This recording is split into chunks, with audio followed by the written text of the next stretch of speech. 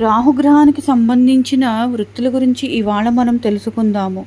మనకి సాముద్రికంలో అరిచేయి పరిమాణం తీసుకుంటే అరచేయి పైభాగమంతా కూడా రాహువు, దిగువ భాగమంతా కూడా కేతువుకు సంబంధించిన ప్రదేశాలుగా సాముద్రికులు చెబుతున్నారు. మనకి రాహుగ్రహ అనుగ్రహం ఉంటే సాధారణంగా డాక్టర్లు, సర్జన్లు మొదలైన స్థిరమైన వృత్తులలో బేషుగ్గా స్థిరపడతారని మనకి సాముద్రికులు చెబుతున్నారు.